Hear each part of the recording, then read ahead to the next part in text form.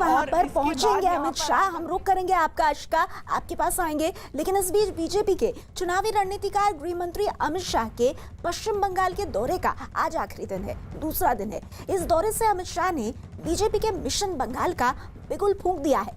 अमित शाह ने आज दक्षिणेश्वर काली मंदिर में दर्शन पूजन किया। इसके साथ ही वो मतुआ संप्रदाय के लोगों से भी मिले।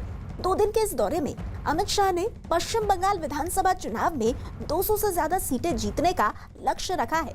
इसके लिए अमित शाह ने जातीय और सामुदायिक गणित के हिसाब से काम करना शुरू भी कर दिया है।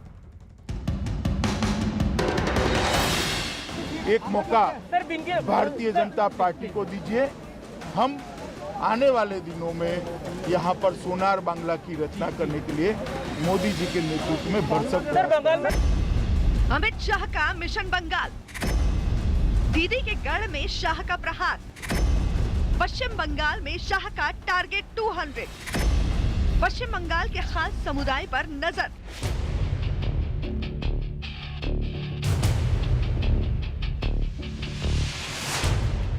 दो 2014 से ही अमित शाह की नजर उन राज्यों पर है जहां बीजेपी की स्थिति कमजोर है।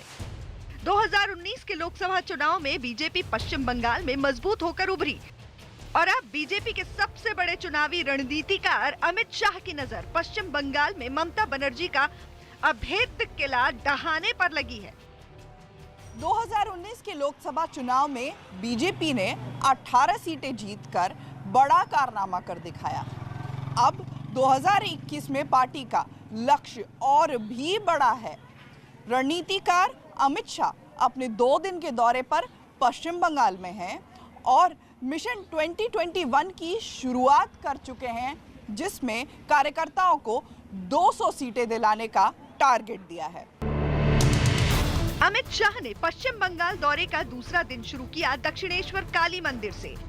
दक्षिणेश्वर काली मंदिर पश्चिम बंगाल की संस्कृति के सबसे बड़े प्रतीकों में से एक है।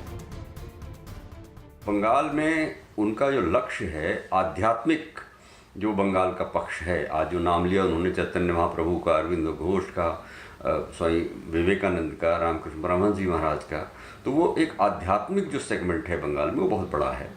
एक तो उसको संबोधित कर रहे हैं, दक्षिणेश्वर काली मंदिर में उन्होंने ये बात कही भी जाके। अमित शाह ने मंदिर दर्शन के बाद ममता सरकार को तुष्टीकरण की राजनीति के मुद्दे पर घेरा।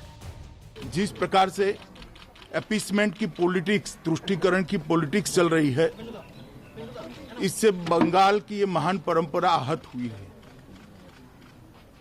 मैं आज यहाँ से बंगाल की महान जनता को आह्वान करना चाहता हूं कि आध्यात्मिक और धार्मिक चेतना का केंद्र बंगाल जो पूरे देश का बना, पूरे देश का रहा, वो गौरव फिर से एक बार बंगाल प्राप्त करे।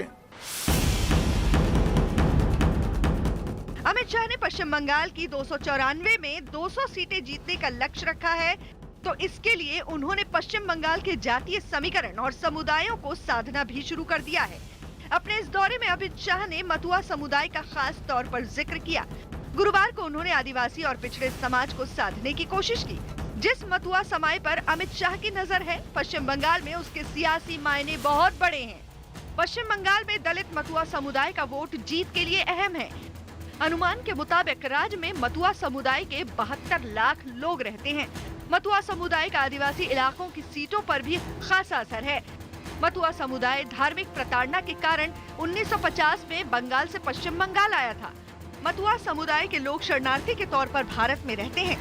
मतुआ समुदाय की सिर्फ एक मांग है कि उनको भारत की नागरिकता चाहिए। CAA लागू होने से मतुआ समुदाय को नागरिकता मिलेगी। इसलिए गृह मंत्री अमित शाह की नजर मतुआ समुदाय के अहम वोटों पर है। वो वर्ग जो है दलितों का, आदिवासियों का, वो जो वर्ग है उनके यहाँ खाना खा के वो उनको अपने साथ लेने की कोशिश कर रहे हैं, क्योंकि वहाँ की जो भी सरकारें हैं, क्योंकि वो मूल रूप से मध्यवर्ग के ही लोग उसमें होते हैं, चाहे कांग्रेस की हो, चाहे कम्युनिस्ट पार्टी की हो, चाहे ममता की हो, तो वो जो सबसे निगलेक्टेड वर्ग है उसको साथ लेने की उनकी कोशिश है और उसको मिला के वो ममता को वहाँ चुनौती देने का की रणनीति का एक प्रयास है।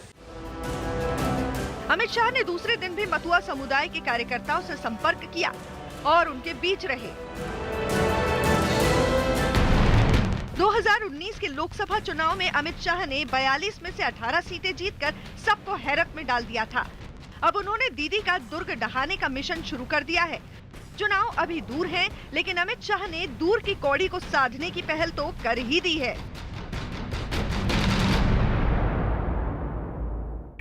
तो गृह